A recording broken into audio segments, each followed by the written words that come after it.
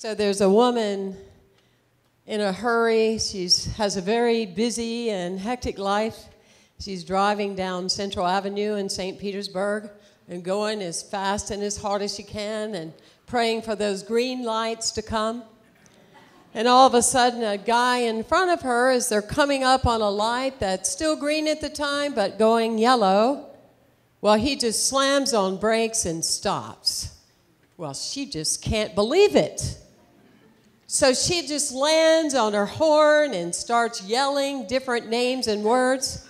And then she lets her window down and she puts her hand out and starts doing sign language out the window.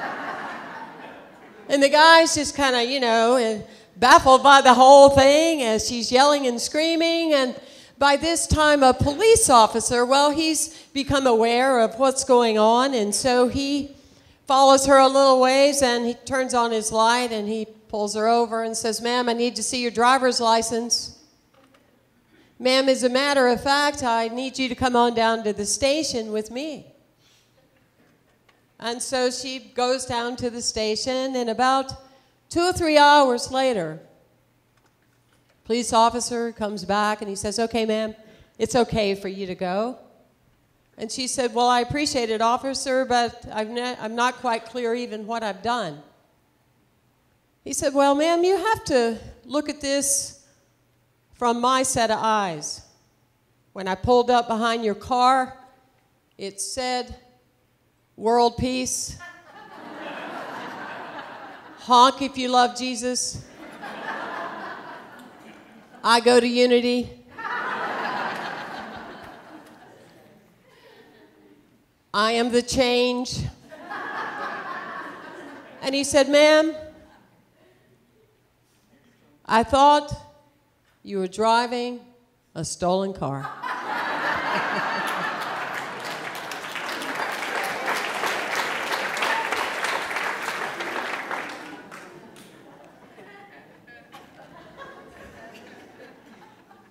Often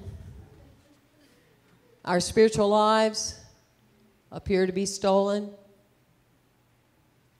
Often this immense individual who we could be in our becomingness is stolen and taken away from us because of something that someone said, because of some sense of parenting that you had or did not have, because of a defining moment in your life that someone or something appeared to be judging you from who you are. Too many people today are living their lives stolen with addiction. In relationships, they aren't truly who they are. In jobs they don't want to be in.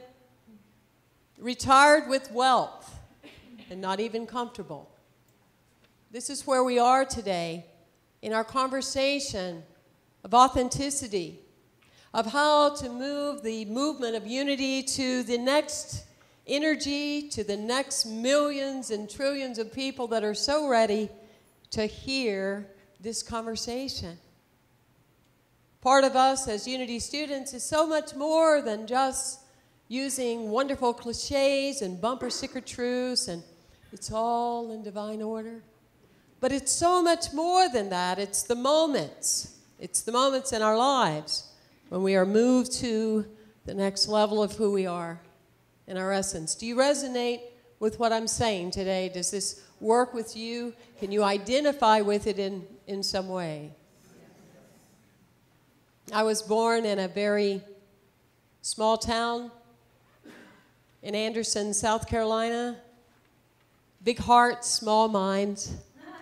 We had one religion that we were allowed to talk about, and that was the deep-rooted Southern Baptist movement. Anything else, anyone else, not only were you not allowed to have the conversation, but you were already in sin if you were questioning any other possible, the Jewish faith, I believe we had the Church of God, but according to our faith, everyone else was just practicing something and quite wrong while we were guaranteed all these extra favors and pleasures by God. Never made sense to me. I always questioned it. Right after I learned how to talk, one of my third words, Mama, Papa, Why? My word was why. Why do we believe the way we do? Why do we think the way we do? And of course, I shocked my family at 13 and a half when my first relationship was a same-sex relationship. When I then went and joined a Unity church, I had more people praying for me in Anderson, South Carolina than you can imagine. I was the only metaphysical person in Anderson, South Carolina. I still may be the only metaphysical person from Anderson, South Carolina. I had been so rejected for so long in being different that moving on in my later teenage years, I started to reject and abandon myself. I went on for 15 years of dedicated alcoholism, and I gave it all I got. Went to jail twice, wanted to die, didn't want to be here. My grandmother told me at 14 and a half, she was sorry she wasn't going to get to see me in heaven. Now, at 14 and a half, you know, you're excited about getting your driver's license. You're not really thinking about what's going to happen in the hereafter, all right? You're not really into that. I used to love putting together puzzles. Actually, I still do. When I was a little girl, I'd love to sit at the table with members of my family and put together the puzzles in the cabin at the lake. I still love puzzles. They're great on iPad, and they make special sounds. That's just a side note for you. And so putting together these puzzles, it would be interesting because, you know, you'd get towards the end of the puzzle and you'd start looking for the piece. You know, it's that piece and it has red in it. And you start going, well, I don't see it. It must not be in here. And so you refer to the puzzle box, right? And you look and you start arguing. Well, you know it's got to have red in it because it's got a red on the puzzle. Hello? And you start looking for it and you start defending the manufacturer of the puzzle maker and go to great lengths. Never once does it occur to you that the piece is not there. We'll do that for a puzzle. And yet that's where I had to get to with God, the God of my being who created me in God's image and likeness, is to understand that my manufacturer had not failed me. That indeed I had all the pieces of the puzzle that I needed in order to be what I came here, was zoomed in, downloaded to be in this life. Not one piece was missing. I had everything, as you have everything you're supposed to have with whatever calling you have. How many of you have a calling right now? The extroverts raised their hands. The introverts blinked your eyes. I see you. I see you, okay. If you're breathing, you have a calling. For it is the law of nature. It is the law of natural beingness. So last year, when the book was coming out, it'd been a long year of writing a book, plus being privileged to serve in a spiritual community. And just before it was launching, I referred to a psychic who I call once a year. You know, they say that successful people seek counsel. Unsuccessful people believe opinions. I'm going to say that again. You like it? That would make a good bumper sticker, wouldn't it? Successful people seek counsel. Unsuccessful people believe opinions. And so I sought counsel. And so I called my proven psychic that I call and check in with once a year. Sometimes the timing is off, but without fail, she's usually spot on with certain things. And so as we're starting, she says, oh, yeah, you know, that your father is present, and your good friend Beverly, you know, the Unity minister that died when she was young, she's present. And I said, yeah, she shows up a lot. And she says, wait a minute, your grandmother's here. I said, oh, yeah, my grandmother Ruby, she's here a lot. Yeah, she's here, no problem. Yeah, I know. She said, no, it's not her. I said, "Are you talking about my grandmother Lois?" "She's been dead since 1994. She says, "Yes," she's saying, "she's your father's mother." I said, "That's Lois." She said, "To tell you that you were right." She said, "To tell you that you were right." And I could feel that grace flowing through every cell and fiber of my being. That my grandmother Lois, now 50-something years, not quite, a little less than that, had come to this space of this energy. And you know, I have to say, it made me have a good feeling, but more importantly, I was happy for her, for the evolution of God continuing on in her spirit, wherever she may be. So I got all excited, and I called the literary agent, and I said, "I got to tell you what happened." You know, I was talking to this lady, Eliza, and she was telling me from the other side, my grandmother said, and, you know, all that. And it just gave me such a good feeling. And all of a sudden I said, "Wait a minute. She knows she's in my book."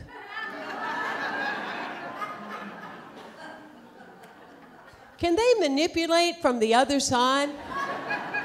Because she's a Southern woman, and she does not want to go to print in my book. Can you feel that?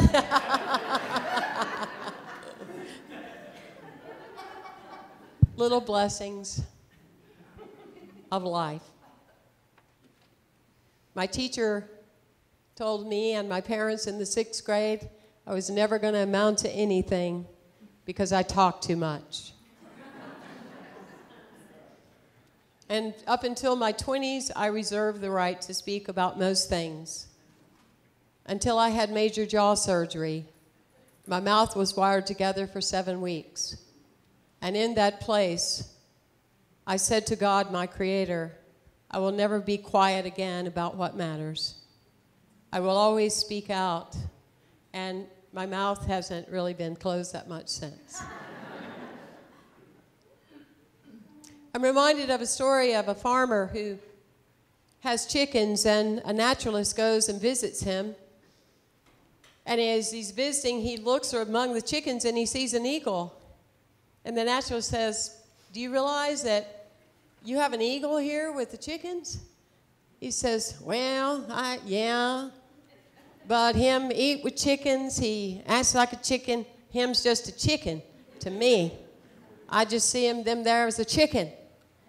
And the naturalist says, "Well, let me take him to the hillside. Let me see what he will do." And so he takes him out to the side of the mountain, and he goes, "You are an eagle. You are an eagle. You're meant to fly. You are majestic." And the eagle starts flapping, but then looks back to where he's come. And then he goes and he runs back with the chickens. And then the naturalist couldn't get it off his mind, so he does it again in a week or two, and he says, "You are an eagle, and you're meant to fly." And all of a sudden, the eagle goes, and flies on away. That's how so many of us are. We come to Unity, we get excited, we're blown away by the messages, the people, the energy, the essence, the life force, by the things Reverend Diane says, by the music, the songs, and we're ready to fly to a whole new place. And then we look back to the influencers, the people, the experiences, the other things, people who said we couldn't, people who said we can't, people that aren't ready, that hold themselves back, so they project onto us the holding back. We are all destined for eaglehood. That's who we are, to be raised up on eagle wings. It's what we're birthed to be. It's our innate and natural selves. You know, now it's fun to drive around and go different places, you know, with the navigation systems we have in our car. You can Yelp all these places, and you can put in an address of where you want to go in your car, and it makes you feel really good. Well, in this, as you put the address in, you know, the navigation system's going to take you exactly where you put that you want to go, correct? I've actually been in the car with people that start questioning the navigation system.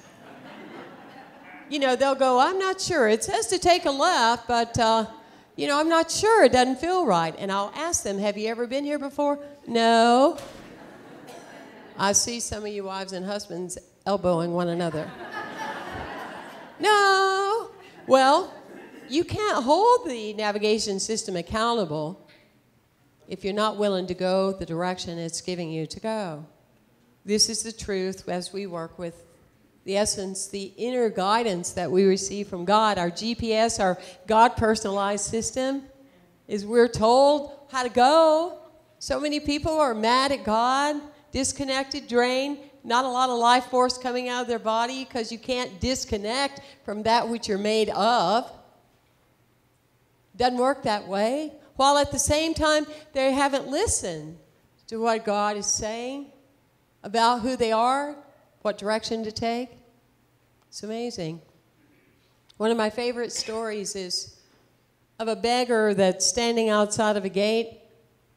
He walks by and the sign says, celebration, celebration of life, celebration.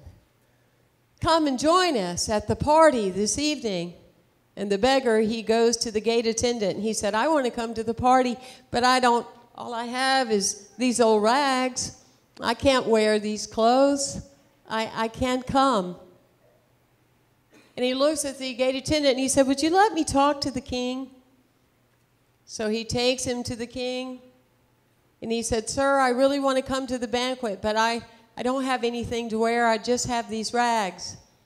And so then the king says, well, it's your day. It's your blessed day because my son is about your size, and I want you to tell my son to dress you in the greatest royalty. And so he does, and he stands in front of the mirror, and he's just basking in this space, this clothing of who he is. And he looks back, and he looks back at his clothes in the bag, and he grabs them up, grabs all of them up, and he takes them, and as he sits at dinner, he holds them real tight. And then as he's going down the streets every day, he's taking his rags. He's taking them with him. And he becomes known not as a man that's had a royal experience, but a man that is known for his rags. We're here today to be dressed in royal attire. We have the potential to do so. We have the principles that work for us by working through us. We have everything we need for a vibrant life. Life is always giving of itself if we are innately connected to the spirit of what life has to offer us. Do you agree with me? Can I go an extra couple of minutes? Time, is a very important thing. Okay, is it okay with you? Okay. I live right off of St. Pete Beach. I've never seen a worn-out egret.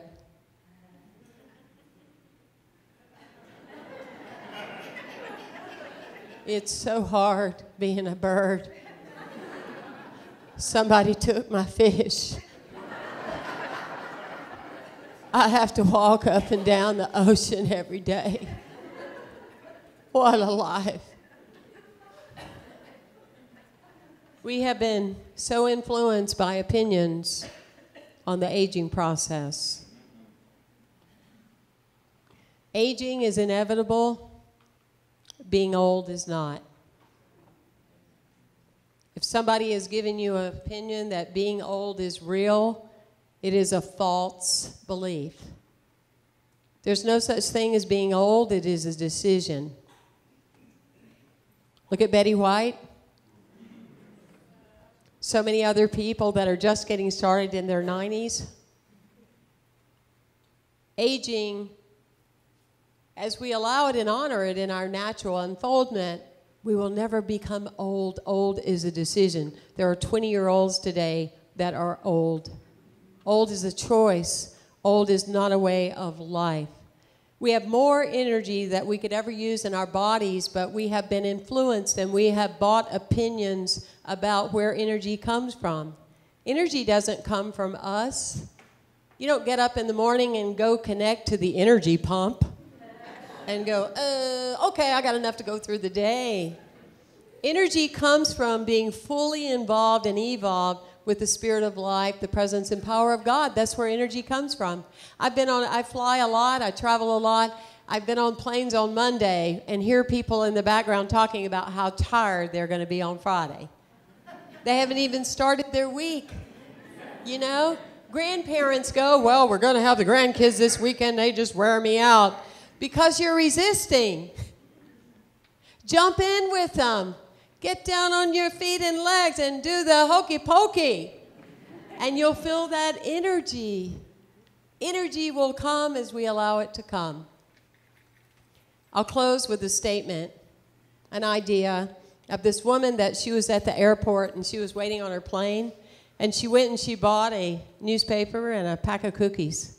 And she sat down by herself. You know how we're always looking for that one place where nobody's going to be? And as she's seated there, this gentleman comes right up under her and sits there. And she looks at him. Well, in a minute, he holds up her pack of cookies. She looks at him kind of oddly. And he opens them. And then he starts to eat one of them. And she couldn't believe it. Oh, my gosh. She couldn't believe it. Well, then in a minute, he gets another cookie. Well, this time she's irate and she jumps up. By this time she gets up. They call her zone. So she reaches in her purse and gets her boarding pass, and there's her pack of cookies. He never had her pack of cookies. He was just having his own. Does that ever happen to you? You think somebody has your cookies and then they don't? Or that they want your cookies and they're not even interested? Hallelujah! Praise God. Because no one can take your good away from you. Nothing can hinder it from your soul, as Ernest Holmes would say. All that you are and all that you are to be. You have all the pieces of the puzzle right here and right now. In great humility, thank you for allowing me to stand before you today. Thank you.